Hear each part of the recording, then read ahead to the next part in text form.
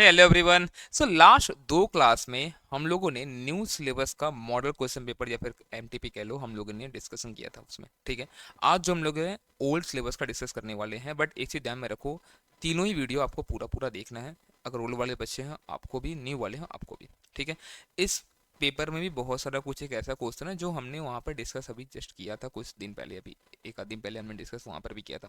ठीक है, सेम ही क्वेश्चन है वहाँ पर वापस है, तो वापस से डिस्कस मैं नहीं करने वाला। क्या करूँगा, मैं आपको बता दूंगा कौन कौन सा क्वेश्चन है।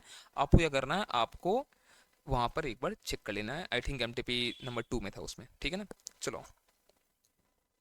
और जो यहाँ पर अपना पैटर्न जो है ओल्ड वाले बच्चों के लिए वही है जैसे हम लोग पहले भी करते थे। ठीक है, पहले 10 क्वेश्चन, फिर उसके बाद 5 मैच द फॉलोइंग, फिर fill in the blanks, true false, ये सब जैसे चलता था हम लोग का, वैसे ही अभी भी है। ठीक है ना, चलो आ जाओ, देखो ध्यान से। For the purpose of levying tax on income other than agriculture income, union list contain entry कौन सा, तो ये हम लोग का एकदम बेसिक सा चीज है। 82 में यहाँ पर ये रहता है। ठीक है, an individual being foreign national came to India for the first time during the previous year 22-23 on 1st March 23 for 200 days। अब देखो ये 200 दिन के लिए आया तो हमें दिमाग में लग जाएगा अच्छा 182 से ज़्यादा है, बन गया 618 से रेसिडेंट। पर ध्यान दो एक बार, वो आया कब है, वो आया है 1st March 23 को। अरे भैया अगर 1st March 23 को आया तो वो तो एक महीने रहेगा उस पर्टिकुलर प्रीवियस ईयर में, 22-23 में। ठीक है, तो हम लोग को वो 22-23 के लिए पूछ रहा है, तो वहाँ तो फिर वो 31 ही नहीं रहा ना, वहाँ से ज़्यादा हुआ नहीं, 31 ही नहीं है, तो इसका नॉन रेसिडेंट रहेगा वो। ठीक है, the maximum amount of leave salary not chargeable to tax as specified by the government in case of non government employee। देखो आप ध्यान दो, यहाँ पर ना एक दिक्कत यहाँ पर ये है कि ये लिमिट जो है 3 लाख था फाइनेंस एक्ट 23 आने के पहले, अब ये हो गया 25 लाख। ठीक है, बट यहाँ पर आंसर जब दिया गया तो इंस्टीट्यूट इसको 25 लाख कंसिडर किया है, बट मेरे हिसाब से 3 लाख होना चाहिए कि हम लोग का जो फाइनेंस एक्ट एप्लीकेबल है 22 है वो। ठीक है ना, तो ये 3 लाख मैं यहाँ पे कर रहा हूँ, बट अगर फाइनेंस 23 आप देखो तो वहाँ पर 3 में आपको 25 लाख हो चुका है वो। ठीक है, चलो। A payment of 25,000 is made on to the road transport operator on 20th February 2023 in cash। जो कैश में आपको बोलते हैं 10,000 आप नहीं दे सकते हो। ठीक है, आपको याद होगा 48 बट अगर आप ट्रांसपोर्ट एजेंसी वाला उन लोग को दे रहे हो, ठीक है, तो ऐसे में क्या बोलते हैं उन लोग 35,000 तक का लिमिट है, चलेगा, कोई दिक्कत नहीं है। तो यहाँ पर बोलता है कितना डीजल होगा, भैया नील को डीजल आउट नहीं होगा क्योंकि हम लोग का लिमिट 35 है, हमने पे करा है 25, चलेगा, कोई दिक्कत। Profit and sale of agro land अगर आप बात को देखिए टैक्सेबल होता है, नहीं टैक्सेबल नहीं होता, क्यों, हम लोग ये कैपिटल एसेट ही नहीं आता एज पर सेक्शन 2 क्लॉज 14। ठीक है, तो not taxable as rural agro land जो है हम लोग का, यहाँ अगर वो नॉन रूरल मतलब वो अगर अर्बन में आ गया तो फिर वो दिक्कत नहीं है, तो फिर वो कैपिटल एसेट माना जाएगा। जैसे निकालते हैं बाकी कैपिटल एसेट के लिए हम लोग वैसे निकाल देंगे, बट इसी केस में नहीं आएगा यहाँ पे। ठीक, an individual purchase a painting on 1/11/22 पर 5 लाख, दो फेयर मार्केट वैल्यू था उसका 5,25,000 था। अब देखो डिफरेंस जो आ रहा 25,000 आ रहा है, बट ठीक है, अगर ये आपको दिख रहा है यहाँ पर कंसिडरेशन तो है, ये फ्री ऑफ कंसिडरेशन नहीं है, बट यहाँ पर इन एडिक्वेट कंसिडरेशन है। तो अगर डिफरेंस आपको जानना होगा 50,000 ज़्यादा अगर होगा तो ही टैक्सेबल होता था, यहाँ डिफरेंस 25,000 है, टैक्सेबल नहीं हो, कोई दिक्कत नहीं है यहाँ पर। तो टैक्सेबल अमाउंट कितना होगा यहाँ 50 से 210 में, तो बोलता है नील difference between market value and actual consideration does not exceed कितना बताओ, 50,000। Tax is deducted at source on the winning from lottery, winning from lottery कितना हमारा 194 बी। ठीक है, वहाँ पे क्या बोलता है रेट पर से डिडक्शन कितना हमारा बताओ, वहाँ पे 30% है अगर 10,000 से ज़्यादा होता है तो। ठीक है, as per section 60 income is clubbed if income is transferred without transferring the asset yielding income. मतलब क्या हुआ, मान लो अगर मेरे पास एक हाउस प्रॉपर्टी है, मैं हाउस प्रॉपर्टी ट्रांसफर नहीं कर रहा हूँ, मैं बोल रहा हूँ इससे जो रेंट आएगा वो मान लो किसी को दे देना, मान लो मेरे फ्रेंड को हो गया, मम्मी को, पापा, किसी को भी, बोलता हूँ ये इनकम आएगा, मैं एसेट ट्रांसफर नहीं कर रहा हूँ, बस इनकम ट्रांसफर कर रहा हूँ, तो ऐसे केस में सेक्शन 60 हमारा एक्टिवेट हो जाएगा और क्लब हो जाएगा मेरे हैंड में वो। ठीक है, coating pan is compulsory in the following transaction, कहाँ कहाँ पर, payment of life insurance premium exceeding 50,000 ये हमारा कंपलसरी यहाँ पर। सेल और परचेज ऑफ इमोल प्रॉपर्टीज यहाँ पे 4 लाख है, बट यहाँ पे लिमिट जो 10 लाख का है, तो यहाँ पे नहीं, जरूरी नहीं है यहाँ पे। टाइम डिपोजिट किया हम लोग 35,000 का, यहाँ 50,000 का लिमिट है, तो अगेन इन दोनों में तो नहीं लगेगा अभी, लेकिन ये यहाँ पे कंपलसरी है। बेस जजमेंट ऑर्डर कवर्ड कहाँ हमारा यहाँ पर 144 में। ठीक है ना, डन, कोई दिक्कत नहीं यहाँ तक, तो ये हमारा हो गया पूरा पूरा एमसीक्यू। अब हम लोग करते हैं मैथ द फॉलोइंग। ये बहुत कतई आसान है, पता है, ये सब इतना आसान रहता है ना जिंदगी में, अगर आप संग से करके गो 60+ आप आराम से टैक्स में पेश कर सकते हैं एकदम आराम से। ठीक है, मैथ द फॉलोइंग मतलब एस टी टी यहाँ पे कोई दिख रहा है आपको यहाँ पर, डिडक्टेबल एज बिजनेस एक्सपेंडिचर, ये आपको बिजनेस एक्सपेंडिचर में आपको वहाँ पे डिडक्ट करने मिलता है अगर वो आपने शेयर्स हेल्ड एज स्टॉक रखा है तो। ठीक है, ग्राउंड रेंट अगर जो होता है आपको ध्यान होगा हाउस प्रॉपर्टी, मैंने आपको बताया था लास्ट वीडियो में भी कि ग्राउंड रेंट वगैरह फायर इंश्योरेंस ये सब हम लोग अलाउ नहीं करते हैं, कि हम लोग आपको ऑलरेडी 24A पे 30% देते हैं आपको ना हम लोग एनबी पे, तो यहाँ पर ये अलाउड नहीं होगा, not deductible while computing the income from house property. Section 32 depression से रिलेटेड है, तो ये यहाँ चला जाएगा। ICDS 6 हमारा जो है ये effect of changes in foreign exchange के लिए आता है ये, तो यहाँ पे कवर हो जाएगा। Deduction in respect of family pension तो हमें ध्यान में होगा, अभी हमने किया था लास्ट वीडियो में भी, 15,000 और 1/3 ऑफ द पेंशन विच है भाई लोअर हम लोग को एकदम से मिल जाता है। चलो, share of private limited company held for 15 months before the sale is a long term capital, नहीं तो देखो वो लिस्टेड सिक्योरिटीज जो था उसमें था 12 महीने का, इसके केस में 24 महीना होता है, ठीक है ना। Okay, it is not possible to have negative income under the head income from house property, ऐसा नहीं है, हम लोग मिल सकता है, लेकिन ये भी फॉल्स है और ये भी फॉल्स है। क्यों? नेगेटिव इनकम लॉस नहीं आता क्या हमें हाउस प्रॉपर्टी में, आ सकता है भाई, कोई दिक्कत नहीं है। Cash gift of 1 lakh from uncle son is not taxable, देखो अंकल जी हमारे रिलेटिव में आते हैं 56(2)(10) में, बट अंकल का बेटा नहीं आता है, ठीक है ना, तो यहाँ पर टैक्सेबल हो जाएगा, तो यहाँ पर ये टैक्सेबल हमारे, ये भी फॉल्स है। Leave engagement receive while in service tax, हाँ अगर आप सर्विस में मिलता है आपको तो आप गवर्नमेंट और नॉन गवर्नमेंट एम्प्लॉई हो सबको टैक्सेबल यहाँ पर हो जाता है, तो ये ट्रू है। Income arising from the accretion of the transferred property shall not be clubbed, ये बात भी सही है कि हम लोग का जब एक्रीशन होता है यहाँ पर ट्रांसफर प्रॉपर्टी से तो वो क्लब नहीं होता। सर इसका मतलब क्या होता है? इसके लिए एक सम भी है, हम लोग नीचे अभी करने वाले हैं, बट एक थोड़ा सा बता दूँ, देखो हमें क्या क्या होता है यहाँ पर। अगर मैं मान लो क्या हुआ, मैं अपनी वाइफ को मान लो मैं 1 लाख रुपया ट्रांसफर कर दिया, ठीक है, एज गिफ्ट। उसने क्या करा, ये किसी को लोन दे दिया और 20,000 रुपया इंटरेस्ट मान लो उसने कमा लिया 2 साल में, ये 20,000 रुपये मेरे हैंड में क्लब हो जाएगा, ठीक है, इनकम के तौर पर।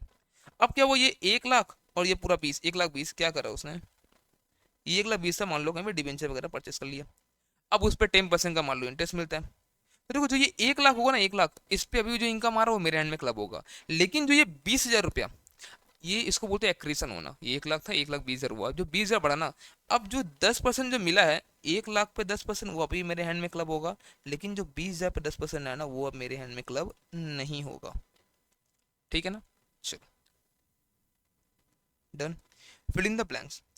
Dash is an illegal way to reduce the tax liability by deliberately suppressing the income or sale by increasing expenses etc. which results in reduction of the total income। देखो tax evasion, एक बात समझो, तो tax planning अच्छा चीज़ है, tax management हम लोग करना पड़ता है, डेट से का ध्यान में, टैक्स प्लानिंग हम लोग को जो दिया हुआ है बेनिफिट्स या ATC हो गया ATD, इन सब का बेनिफिट लेने हम लोग। टैक्स अवॉइडेंस क्या होता है कि हम लोग क्या करते हैं, कुछ रूल्स में कुछ लॉज में हम लोग का लूप होल्स है, वहाँ पर हम लोग फ़ायदा उठाते हैं, ठीक है। बट टैक्स इवेशन एकदम इलीगल है, क्या इनकम दिखाओ ही मत, ये खर्चा बढ़ा बढ़ा कर दिखा दो और इनकम कम जाएगा, टैक्स हमारा कम आएगा, ये चीज़ सही नहीं है, ठीक है, इलीगल ही समझ लो। Advance tax is payable in dash installment by non corporate, तो भैया 4 इंस्टॉलमेंट पे करना पड़ता है, ध्यान में होगा, 15 जून, 15 सितंबर, 15 दिसंबर और 15 मार्च, ठीक है ना।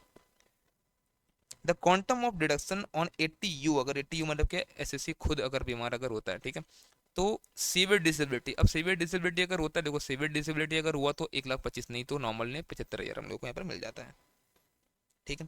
The excess of dash paid over the regular income tax payable of that ये सब अलाउड, देखो अगर हम लोग को AMT ऑल्टरनेट मिनिमम टैक्स अगर हमारा ज़्यादा आता है तो हम लोग को वही देना पड़ता है, सिंस उसका नाम ही ऑल्टरनेट मिनिमम इतना देना ही पड़ेगा। बट अगर नॉर्मली हम लोग क्या करते हैं पता, इनकम टैक्स हमारा जनरली हमारा आ रहा मान लो 50,000 रुपया और उसके हिसाब से आ रहा 70,000 रुपया, तो हम लोग 70,000 पे कर देंगे फिलहाल अभी हम लोग अभी। बट क्या होगा, ये 20,000 हम लोग कैरी अफोर्ड कर सकते हैं, ठीक है। फिर कभी क्या होगा, जब हमारा रेगुलर इनकम, जैसे मान लो ये रेगुलर इनकम कभी मान लो 60,000 आ गया और ये आया मान लो 42, तो क्या करेंगे बताओ हम लोग, उसमें 42 हम लोग पे कर देंगे और 20 में से ये 18 हम लोग यूज कर लेंगे वहाँ पर, ठीक है। मैं रेगुलर हमारा ज़्यादा रेगुलर मतलब ये the cost of acquisition of 100 bonus share where the original share of 100 numbers were acquired per 30 share, देखो अगर 1/4 के बाद अगर कुछ भी हम लोग को मिल रहा है उसके बाद, या 1/4 के उसके बाद कुछ भी मिलता है ना अगर बोनस है, उसका हम लोग कॉस्ट करता है हम लोग का नील, ठीक है। चलो आ जाओ। Mr. X, age 19 years, left India for the first time on 31st May 22. Determine his residency status for the previous year, कब अगर वो left India for the employment पर, देखो अगर वो एम्प्लॉयमेंट के लिए गया भैया 61C नहीं लगने वाला, अगर 61C उससे पर नहीं लगा अगर, तो अब उसको 182 यहाँ पर रहना पड़ेगा, ठीक है। अगर वो वर्ल्ड टूर पे गया तो उसको ऊपर 61C उससे लगेगा, ठीक है। तो देखो अगर वो एम्प्लॉयमेंट के लिए गया है तो 61C लगने वाला नहीं है, और वो कितना दिन रहा है बताओ, वो अप्रैल में रहा 30 और मई में 31, कितना हो गया ये 61 दिन, 61 डेज है, तो यहाँ पर बताओ ये नहीं बनेगा रेसिडेंट। लेकिन अगर वो वर्ल्ड टूर के लिए गया ना तो देखो यहाँ पे क्या होता है, 61 सी लग जाएगा और 60 + 365 मतलब लास्ट 4 साल में 365 उसको रहना पड़ेगा। तो एक चीज़ समझो ध्यान से, अगर वो लास्ट 4 साल वो पहली बार बोलता है क्या, फॉर द फर्स्ट टाइम वो पहली बार इंडिया से बाहर वो गया है और उसका एज 19 ईयर्स है, बाकी तो यहीं पे होगा जिंदगी भर वो। ठीक है, तो समझाओ यहाँ पर भैया ये तो 365 आराम से हो जाएगा, ये हो ही रहा है। तो ये तो रेसिडेंट बन गया एज पर सेक्शन 61C। और अगर आप 66 का बात अगर करो, आप 66 में क्या बोलता है बताओ, कि आपका लास्ट 7 साल में 730 दिन और लास्ट 10 साल में आपका 2 साल का रेसिडेंट, ये भी बन जाएगा आराम से, तो वो जिंदगी भर यही था भाई। ठीक है, तो ये आर एंड ओवर बन जाएगा अगर ये केस हुआ तो, और इस केस में वो एनआर रहेगा पहले वाले केस में।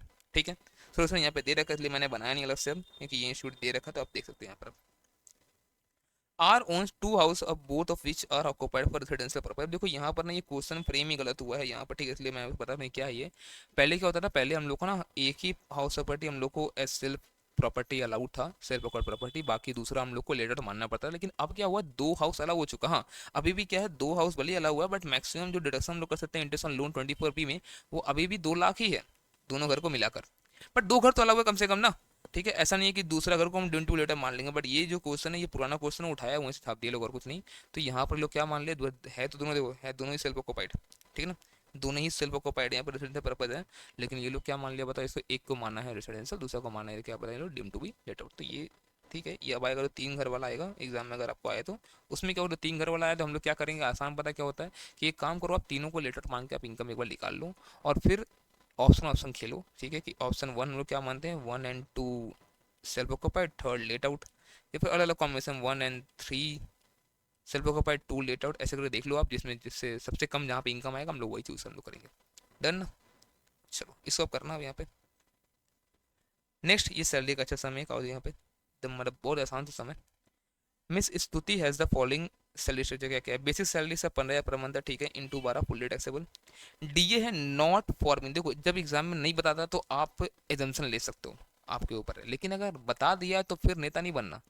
हमने हम मान रहे क्या मान रहे भाई, यहाँ पे लिखा हुआ तो फिर कैसे मान रहे तुम अब। ठीक है, तो ये ठीक है, अभी तो फुल्ली टैक्सेबल है, बट ये क्या होगा बताओ, ये हम लोगों का यहाँ पर काउंट नहीं होगा जब हम लोग अलग अलग चीज़ें निकालेंगे, लाइक HRA, RFA, PF का कंट्रीब्यूशन, ये सब के लिए। ठीक है, हॉस्टल अलाउंस, बट इससे पास कोई भी बच्चा है ही नहीं इसका, ठीक है भैया, ये फुल्ली टैक्सेबल हो जाएगा। ये टिफिन अलाउंस फुल्ली टैक्सेबल होता है ऐसे भी।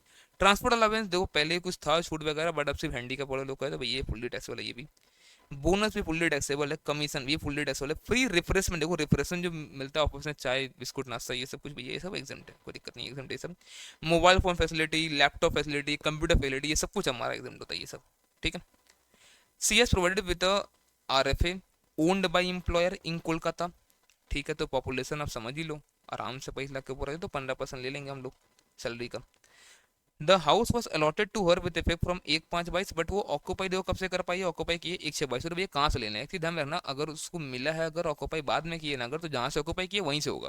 देखो परक्विट का मतलब क्या था, बेनिफिट उसको मिला, बेनिफिट ली कहाँ पाया अभी तक वो। ठीक है, तो ये 1/6/22 से ही हम लोग काउंट, मतलब कितना महीना होगा 1/6/22 से, आई थिंक 4-5 छोड़ दो अगर, तो 10 महीना के लिए हम लोग RFA निकाल लेंगे। ठीक है, चलो आ जाओ। अब यहाँ पे हम लोग को बताना है कि इसमें से मिस्टर वीरेंद्र और R and over in India derive the following income from the various operations. अब हम लोग बताना है इसमें कितना एग्रो है कितना नॉन एग्रो इनकम, ये बताना है, तो बहुत आसान है। तो income from sale of scientific latex from rubber plant grown, देखो अगर रबर प्लांट है तो भैया वहाँ पर रेशियो क्या हमारा 65-35, रूल नंबर 7A है इसका। Income from sale of coffee grown and, देखो अगर कॉफी ग्रोन एंड क्योर्ड अगर हुआ है, अगर रोस्टिंग नहीं हुआ उस पर, अगर रोस्टिंग नहीं हुआ तो इसके लिए 75-25, और रोस्टिंग होता तो फिर 60-40 होता, बट यहाँ पर हुआ नहीं रोस्टिंग। ठीक है, income from sale of coffee grown cured and roasted, अभी तो रोस्टिंग तो हुआ, अब यहाँ 60-40 होगा। ठीक है, ग्राउंडेड इन रवांडा, भैया ये अफ्रीका में है, तो फिर खेला हो गया ना, तो ये इंडिया में करना था, तो ये पूरा 100% नॉन एग्रो हो गया फिर, तो ये निगड़ो नॉन एग्रो। ठीक है, income from sale of tea grown and manufacturing Darjeeling 60-40 में आ जाएगा, ये तो टी वाला है। ठीक है, income from sale of trees and grows grasses growns, grown क्या बताओ स्पॉन्टेनियसली, मतलब अपने आप ग्रोथ अगर हुआ तो भैया ऐसे में आपने कुछ किया नहीं तो एग्रो में ये आएगा नहीं, ये पूरा पूरा non agro. Receive from TV serial shooting in farm house, अब सब आ रहा है, ये एग्रो काम नहीं है भैया, ये सब हम लोग का नॉन एग्रो का इनकम है। कर लो इसको, इसका सोल्यूशन आपको यहाँ पे मिल जाएगा, बड़ी जिंदगी में लोग आगे।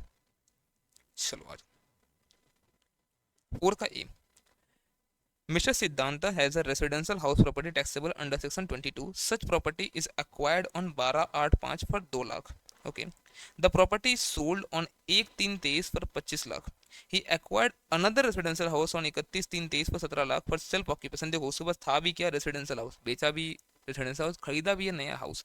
तो यहाँ बोल सकते हैं कि हम लोग 54 में इसको डिडक्शन मिल जाएगा, जिसका लॉन्ग टर्म कैपिटल गेन होगा। लेकिन चीज ध्यान रखना है कि अगर उसको 54 डिडक्शन अगर लेता है वो, तो 3 साल तक वो प्रॉपर्टी वो बेच नहीं सकता, ट्रांसफर नहीं कर सकता, ठीक है। और एकदम लोग तो बोला देखो क्या ये 25 लाख में सेल किया, तो हम लोग बोल दे क्या, अब हम लोग को एच दिया है नहीं, 50C का बात हम लोग फिलहाल अभी इग्नोर करते हैं। तो यहाँ 25 लाख क्या हो गया हम लोग का FBOC, full value of consideration. Less करेंगे क्या पता हम लोग, लेस करेंगे हम लोग इंडेक्स कॉस्ट ऑफ एक्विजिशन, जो कितना है, परचेज कर दिया इसने 2 लाख में, ठीक है। इंडेक्सेशन नहीं दिया गया इसमें। फिर को 5-6 का इंडेक्सेशन जो था वो था 117, और अभी का हमारा जो है करंट डे का 331 है, बट एग्जाम में आपको देगा, टेंशन नहीं लो, ठीक है। तो ये 2 लाख का हमारा इंडेक्स कॉस्ट था, तो 2 लाख डिवाइडेड बाई ये हमारा 117, और ये 331 जो आएगा, ये इसमें इंप्रूवमेंट का कुछ खर्चा है क्या इसमें, ये एक्वायर्ड उतना, तो भैया इंप्रूवमेंट का खर्चा है नहीं, तो जो भी आएगा ये बन जाएगा हमारा LTC जी। बट ये बिफोर डिडक्शन अंडर सेक्शन 54 होगा। अब और डिडक्शन देखते हम लोग कितना है। तो डिडक्शन भैया यहाँ पर है 17 लाख रुपये, ये मिल जाएगा, ठीक है। बट यहाँ पर इतना गेन तो पहले आना चाहिए, और देखते कितना आ रही है, 2 लाख इंटू 331 डिवाइडेड बाई 117, ये आ रहा है 5,65,812। तो हमें राइडिंग करा बच्चा, कोप अप कर लेना, ठीक है। माइनस अगर 25 लाख करते इसमें से, तो ये आ रहा 19,34,188 का इनकम, ठीक है। तो ये इतना इनकम आ गया 17 लाख का, मतलब जो LTCG है, और investment in new house which है वेरी लोअर, तो इतना, तो इसका ये गेन इसका हो जाएगा टैक्सेबल इस ईयर में। बट इसको 3 साल बेचना नहीं था, पता क्या क्या इसने इसने बेच दिया। देखो क्या हुआ इसने, 30 लाख में इसने नया हाउस इसने बेच दिया। कब बेचा है, 1/3/24 को, 3 साल का पहले बेच दिया, और 2 साल भी नहीं हुआ, तो ये तो STCG हो जाएगा। जहाँ से परचेज किया वहाँ से 2 साल भी नहीं हुआ, देख रहे हो आप यहाँ पर, तो STCG हो जाएगा ये। बट समझो यहाँ पर क्या होगा, अब इसने जो बेचा है FBOC 30 लाख का, ये तो आ गया। बट कॉस्ट ऑफ एक्विजिशन क्या होगा इसका, हाँ ये 17 लाख था। लेकिन एक चीज समझो, अगर पूरा अलाउ ही कर देते फिर फायदा क्या होगा फिर तब, अलाउ करेंगे क्या पूरा हम लोग, नहीं, कैसे करेंगे, ध्यान से हम लोग बोले एक काम करो, जो भी उसका कॉस्ट ऑफ एक्विजिशन था ना, उसमें से उसने जितना डिडक्शन क्लेम किया होगा, ठीक है, इस केस में पूरा ही क्लेम किया था, वो लेस कर देंगे हम लोग, पूरा कैसे डाला, ये 0, और ये 30 लाख पूरा पूरा हो गया STCG।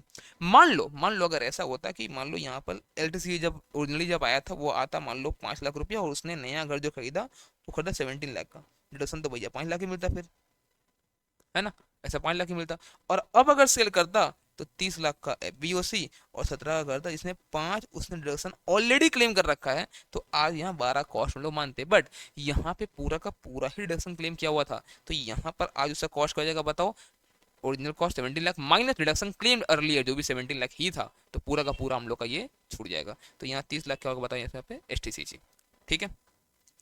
चलो, mister Ram 38 years has incurred the following expenses, क्या क्या, mediclaim insurance premium paid by himself 9,000 रुपया, चलो बढ़िया बात है, मिल जाएगा पूरा 9,000 का डिडक्शन इसमें यहाँ पे 80D में। Medical insurance premium paid for spouse, ये भी मिल जाएगा 8,000 का। Medical insurance premium paid for dependent children तो ही मिलेगा, तो यहाँ 6 ये मिल जाएगा। Medical insurance premium paid for father, ये 18,000, ये अलग, क्योंकि यहाँ पे क्या होता है बताओ, यहाँ पर बीवी बच्चा और तुम्हारा ये अलग कैटेगरी है, और फिर पेरेंट्स का अलग कैटेगरी है, ठीक है, तो ये 18। प्रिवेंटिव हेल्थ चेकअप एक्सपेंडिचर पर फादर 6,000 रुपया, अच्छा 6,000 किया, बट हम लोग को पता है मैक्स मिल पाया कितना, मैक्स 5 ही मिलता है। प्रिवेंटिव हेल्थ चेकअप आप ज़्यादा से ज़्यादा 5 आप ले सकते हो, ठीक है।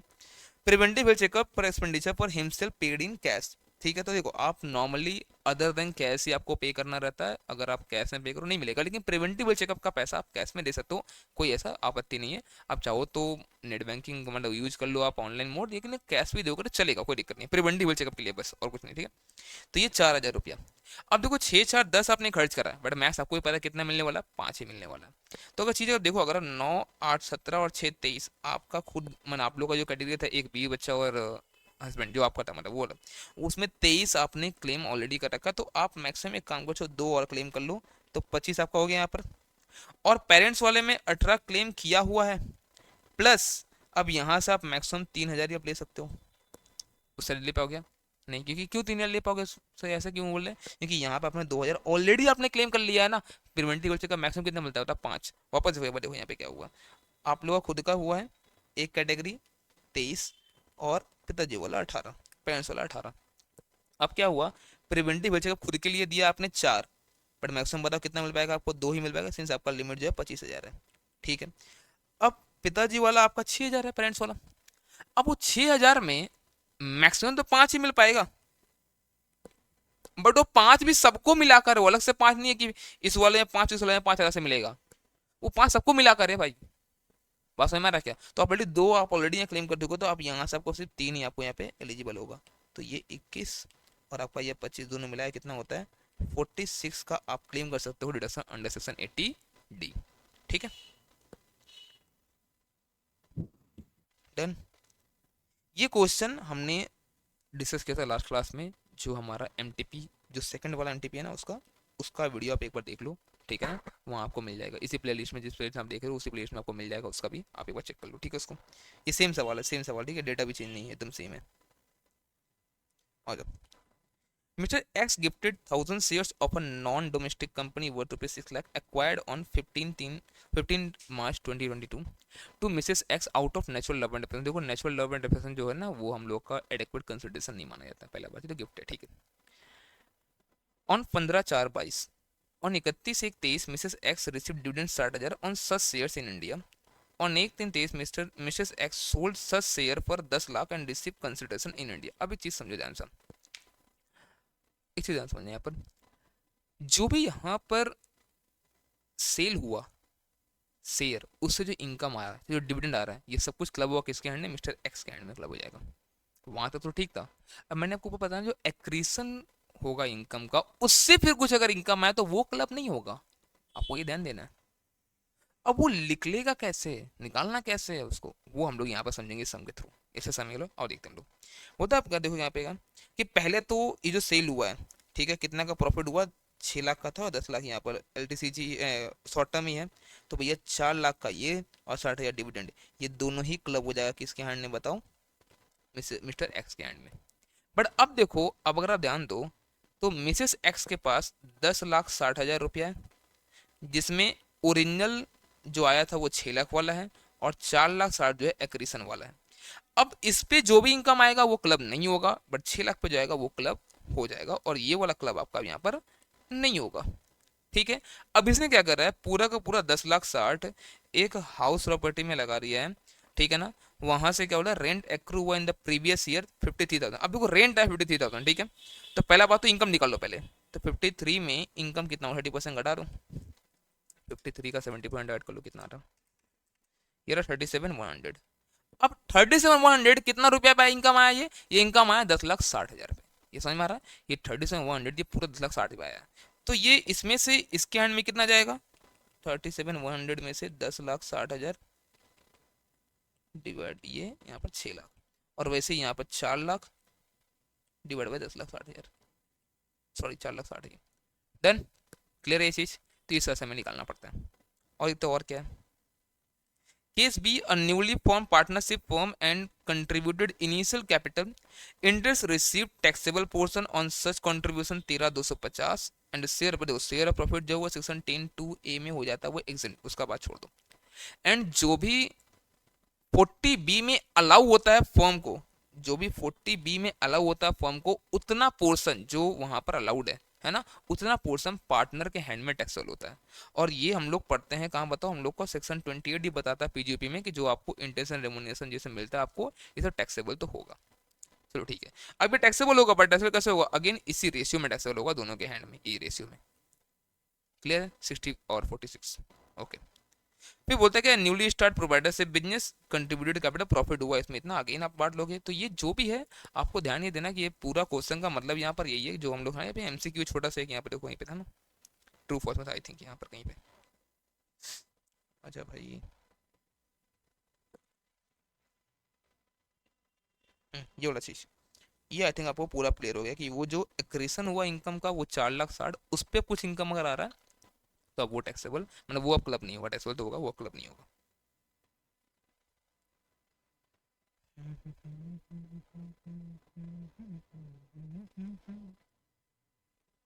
चलो चलो, जिंदगी में आगे चलना हम लोगों को बहुत। अब देखो, क्वेश्चन नंबर 6 का ए, अखिल 35 years has provided the following details relating to his income for the previous year 22-23.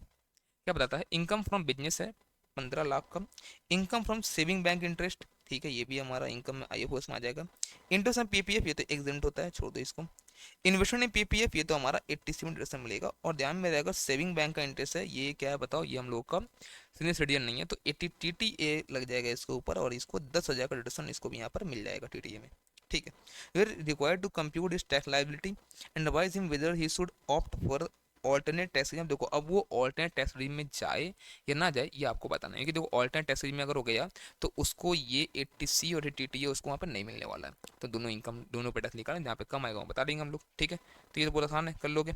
And PQR ये सेम सेम ही सब अभी हमने डिस्कस किया था हम लोगों ने अभी लास्ट क्लास में, MTP 2 वाले न्यू सिलेबस में, तो सेम ही है वो, देख लें वहाँ पे, ठीक है। अब देखो यहाँ पे रेगुलर इनकम ये 12,000, इंटरेस्ट ऑन ये इंटरेस्ट ऑन पीपीएफ दोनों में एकदम कोई दिक्कत नहीं है। अब देखो यहाँ पर जो 80C और TTA का रिलेशन जो यहाँ मिला है ना, ये यहाँ पे बस नहीं मिलता और कुछ नहीं। तो अब इसका जैसे निकालना हम लोग निकाल लेंगे, हम लोग इस जैसे निकालते हैं हम लोग वैसे निकाल लेंगे, और इसका निकालना है तो हम लोगों को देखना पड़ेगा वो न्यू जो स्लैब था हमारा 115 BSc का, उस हिसाब से निकलेगा। तो करके जहाँ पर हमारा देख लो यहाँ पर टैक्स कम आ रहा था, हम लोग क्या करना चाहिए बताओ, क्या सजेस्ट कर क्लाइंट को बताओ हम लोग कि भैया आप क्या करो 115 BSc आप ले लो, ऑल्टरनेट टैक्स आप ले लो, ठीक है। चलो ये 7 number some same to some सम वहाँ पर भी है, तो आपको वहीं पे देखना है एक बार, ठीक है। अगर नहीं थ्योरी है छोड़ रहा हूँ, कर लोगे अपने से आराम से, दैट्स इट। तो इसमें अब कोई भी ऐसा नहीं है जो आपको कहाँ परेशान करेगा, पूरा बस थ्योरी बचा हुआ है अब। तो आई थिंक आपको एक क्लियर हो गया। एंड आपको करना क्या है, आपको तीनों ही वीडियो पूरा देखना है, ये नहीं कि बस वर्ड वार देखना है, कि मैं बार बोल रहा हूँ क्वेश्चन यहाँ वहाँ से आ सकता है दोनों से ही, ठीक है। अब आपका रह गया अकाउंट्स, अकाउंट्स भी मैं दोनों MTP जो आपका न्यू सिलेबस का है और एक MTP आपका जो ओल्ड सिलेबस का है वो मैं पूरा पूरा करा दूंगा, डोंट वरी। चलो मिलते हैं नेक्स्ट क्लास में हम लोग अकाउंट्स के साथ, बाय बाय।